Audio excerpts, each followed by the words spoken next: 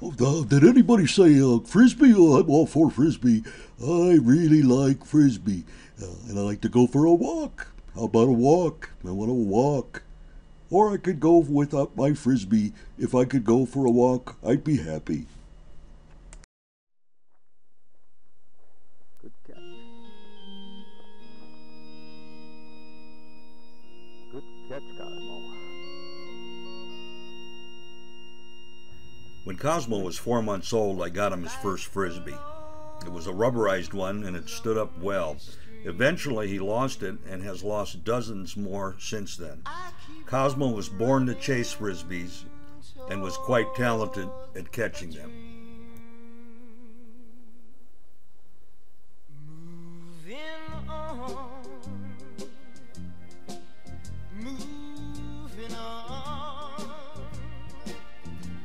He's fussy about the brand and preferred the dog frisbees I bought at PetSmart. The price just kept increasing on these frisbees until they reached $20 each. I have since switched to cheaper frisbees from Menards. Cosmo seldom went more than 2 months before losing a frisbee. His favorite thing was to jump in a deep puddle or creek and push the frisbee underwater with his paw and then wait for it to float to the surface. He lost a number of frisbees this way because they stuck to the bottom of the puddle.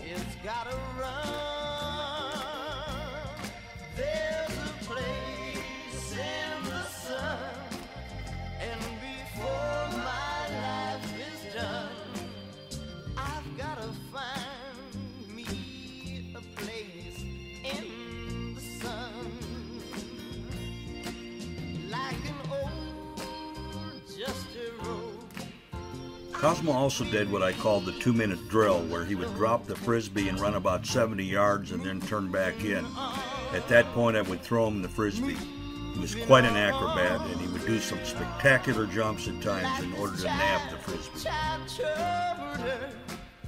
I've been rolling since my birth, moving on, moving on. And I'll tell you again, 'cause there's a place in the sun where there's hope for everyone. As Cosmo got older, his acrobatics caught up with him. In the late August of 2010, Cosmo had just turned 8 and started limping. The limping got worse and I took him to the vet. His front shoulder was x-rayed and a fairly bad case of arthritis showed on the film. I was in a panic. 8 years is too young for a hunting dog to have arthritis problems. You know, when times are bad and you're feeling sad, I want you to always remember that there's a place. It's up in the sun, yeah, and you know there's hope for everyone. That's where my poor restless heart, it's gotta run. I started calling around to several other vets who had programs to deal with arthritis, some of which were quite expensive. One vet recommended I try Hill's JD dog food, which was developed for dogs with joint problems. I took his advice and Cosmo started to recover. He was on the dog food for over 4 years. Recently, due to weight gain, I switched him to a senior citizen dog food with similar additive, plus he gets a supplement for his joints. In the sun. Oh, oh, oh, why? Oh, oh, oh, yeah. Oh,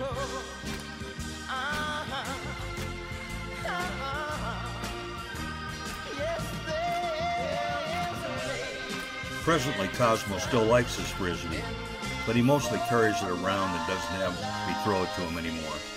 He really slowed down after the fall of 2014. He still enjoys his walk along with his companion, T-Bone. You know that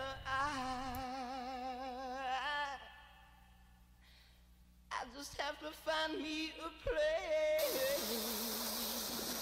Hello, this is your reporter here out on the Shelco Hills special area. The dogs are running like mad, and here comes Cosmo. shooting from waist level.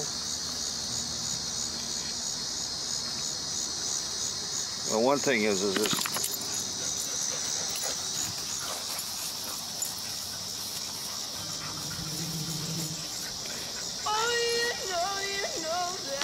Seems like it'd be easier to steady from waist level. But we don't know for sure, and it's not easy to turn off and on.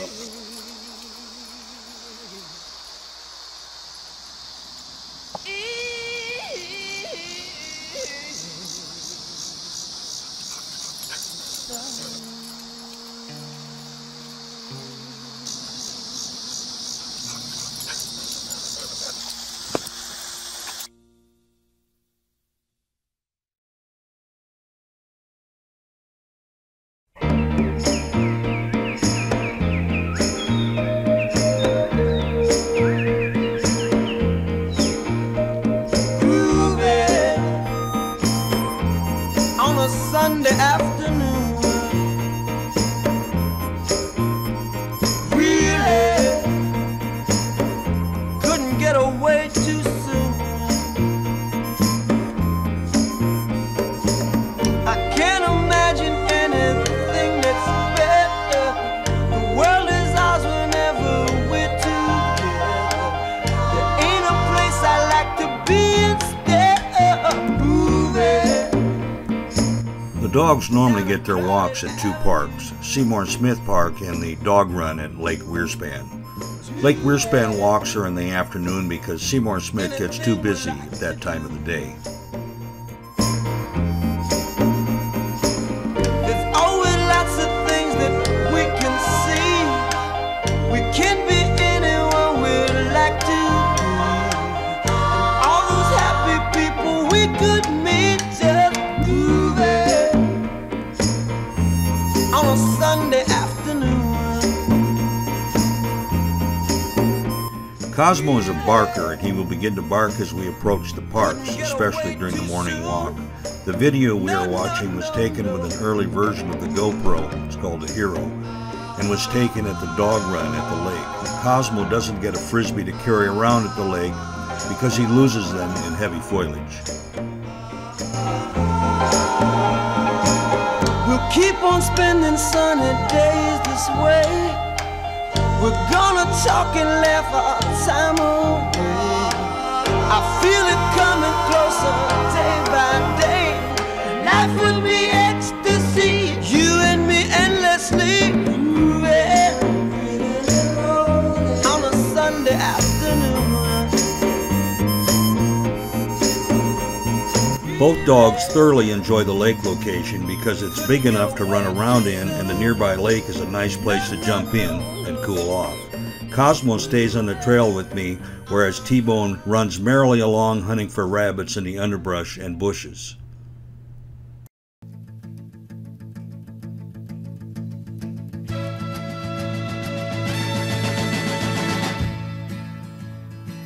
Used to be a fool and think that life was cruel and full of hate, but now I see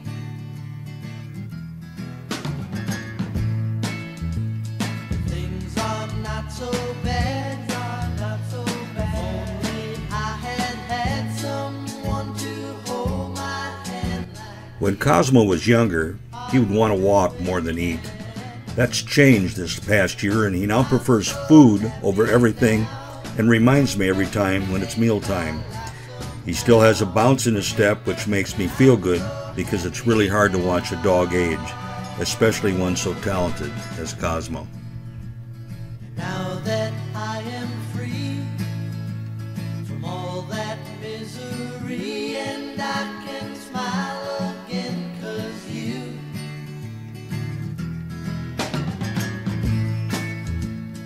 came into my life, said you'd be my wife, and made me realize that life is wonderful.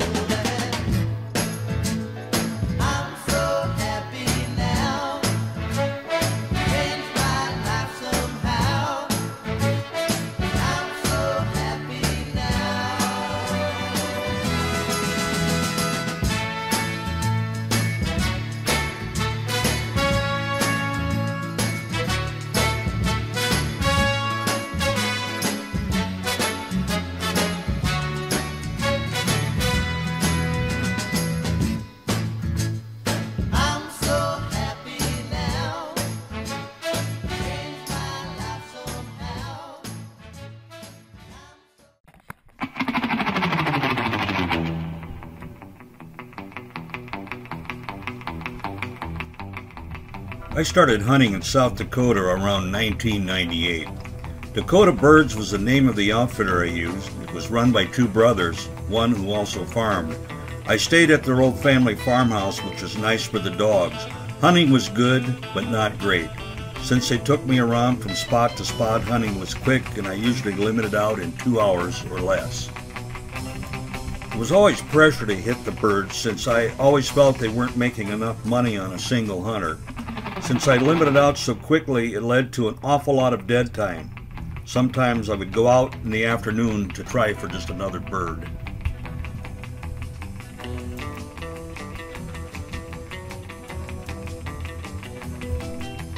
Several years later, I learned of Judd Houston's ranch through an ad. He had 3,000 acres of prime pheasant hunting land just 8 miles north of Kennebec. The first time he gave me an overview of his ranch, I saw more pheasants than I'd seen in the previous year at Dakota Birds. That first year at the ranch was unbelievable. Pheasants were everywhere. The dogs and I had a ball. I have continued hunting there ever since.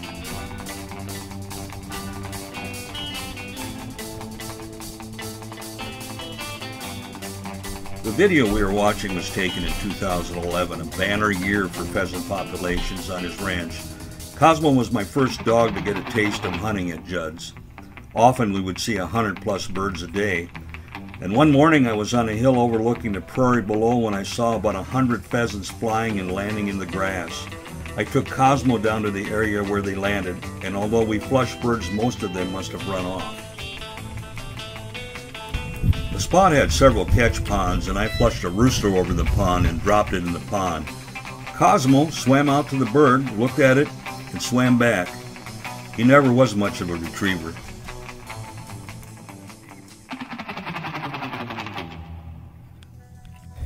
Most of the times I hunted at Judd's, I stayed in Chamberlain at the Super 8 Motel. The lake was nearby, and on a good pheasant hunting day, I could find time to fish in the afternoon. I limited out every day I hunted at Judd's except for 2012, which was a bad drought year. I had asked Jay Shellberg to hunt with me in 2012, and no, he was quite disappointed we hadn't seen more birds. Only one field really held birds because vegetation was stunted on much of the ranch. 2013 was mediocre, especially early in the season with so many crops not harvested.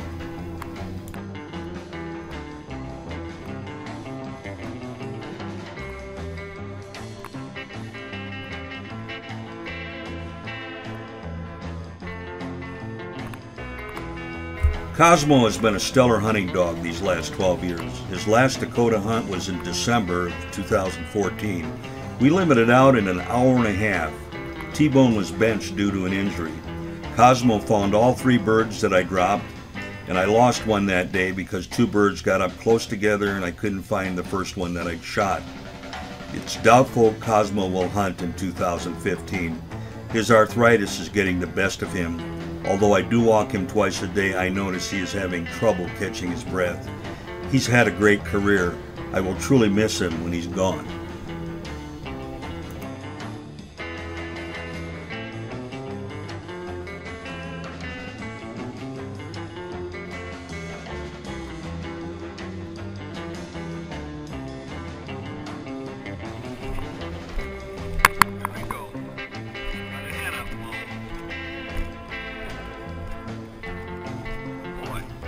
Cosmo was a great hunter. He took his job seriously. But if he had his choice, I think he'd prefer to play frisbee. Many times after a hunt, he'd drag out his frisbee. I did my job. Let's play now. 2 paces.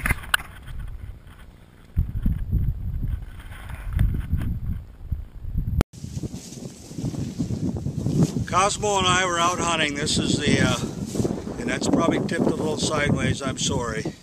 We got 3 pheasants and a grouse. And this is Saturday, what, December 9th or 10th. We're in South Dakota.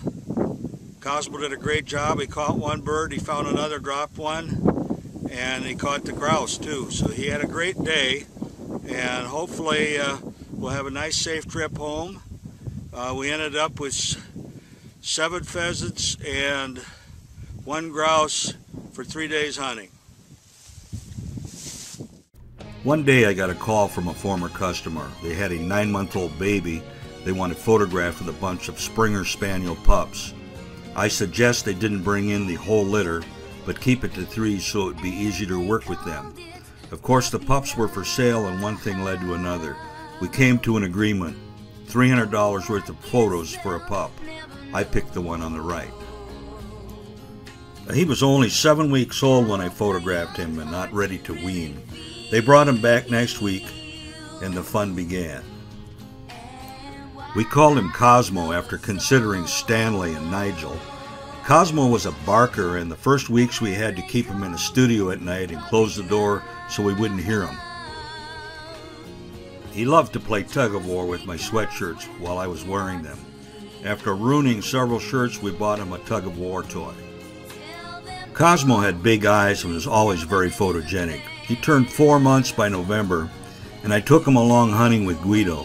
He had been to the park a number of times when they were shooting traps, so I knew he wouldn't be gun-shy. He had a good time running around when he hunted, although it was just a game for him at his young age. During the next year, he learned how to play frisbee. That next fall, I took him out and tried to train him with pigeons. He would find them and bark and jump back. I gave him a chance to chase up wild pheasants. He flushed his first bird by himself at Jackson SRA. He was extremely enthusiastic after that and never lost his enthusiasm.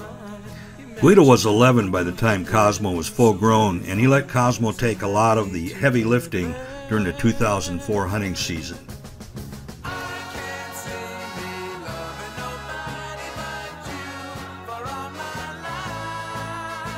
By now, Cosmo was hooked on frisbees. During his tenure, he probably went through several dozen.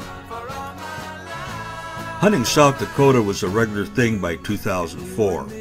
We hunted Dakota birds and stayed at the old farmhouse. Hunting was fairly good, and I usually limited out in 2 hours or less. This left a lot of time, since by 1 o'clock I was done. Often we would hunt an extra hour or 2 in the late afternoon after a nap. The farmhouse worked great for the dogs since there were no restrictions. In most cases, I had the place to myself. One time there was another group of hunters there, and one of them hunted with us. This was before I had Cosmo. He was really impressed with Guido. 2005 was Guido's last year, and he was really too old to hunt. I took him for a short run, and we killed one bird. He was all worn out, but I think he enjoyed it. Guido passed in the spring of 2006. He was 14 years old. In 2006, Cosmo was on his own, but by then he was a seasoned veteran.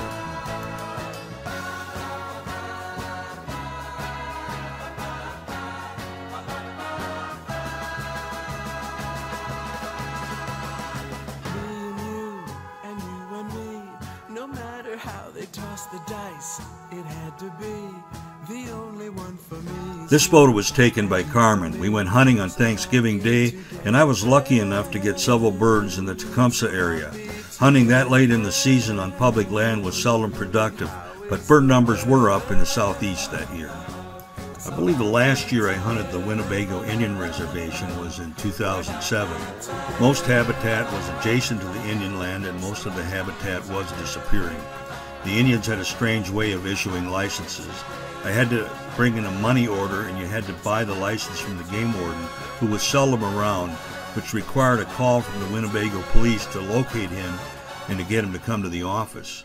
I shot quite a few birds on the reservation, especially earlier in the decade. I would see as many as 50 birds a day, which wasn't bad at the time. By the end of the decade, we relied more and more on hunting in South Dakota. I had switched to hunting Judd Houston's ranch, which was much more productive than Dakota birds. I was on my own at Judd's, which I preferred. I established a good relationship with him, and he would let me hunt even when bird numbers were down.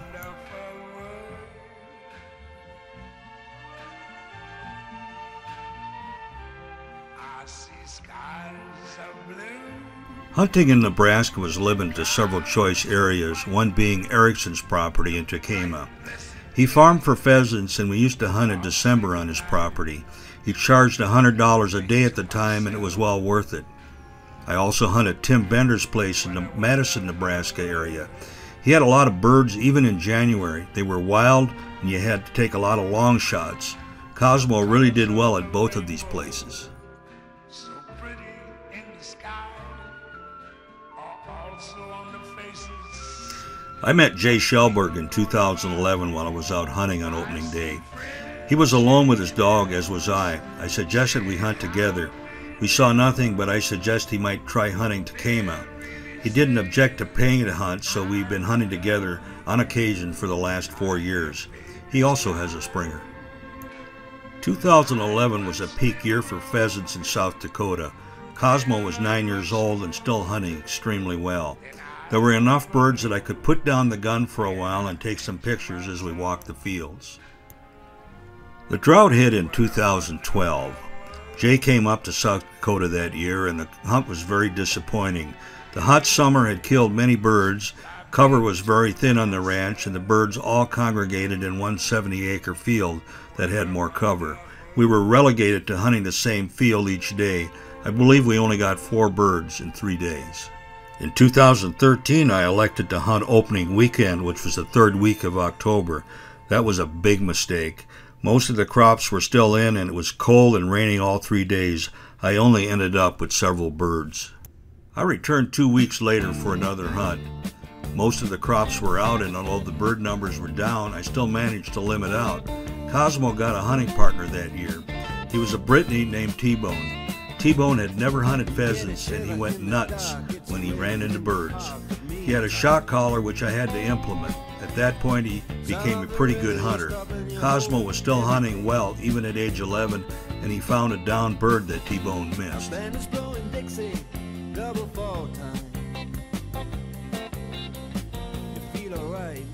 Both dogs hunted well together. Cosmo worked tighter and T-Bone ranged. However, T-Bone pointed and that allowed me to move in and he did a fair job of retrieving. T-Bone was fast, Cosmo was meticulous.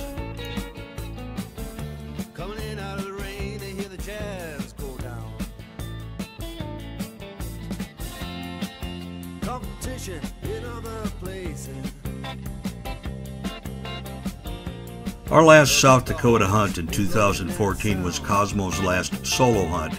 T-Bone had hurt his muzzle, which was bleeding, so I benched him. Cosmo did a great job as we hunted alone. He had slowed down a lot after all, he was 12, but he found the birds I dropped and we limited out in an hour and a half.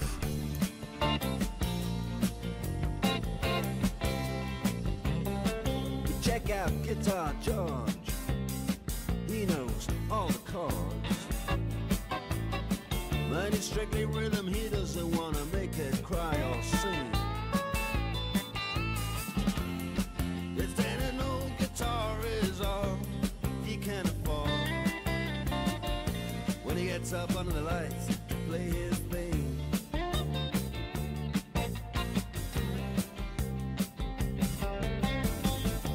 And Harry doesn't mind. Cosmo had a retirement hunt in Nebraska on the 19th of December 2014. He enjoyed his hunt. Jay and I limited out. This was a great ending to Cosmo's career. He can play the honky-tonk like anything. Saving it up Friday night. Cosmo is fighting arthritis and he doesn't handle hot weather well. Will he hunt this fall? I don't know. He'll be 13 years and 4 months. Maybe he'll make a cameo appearance.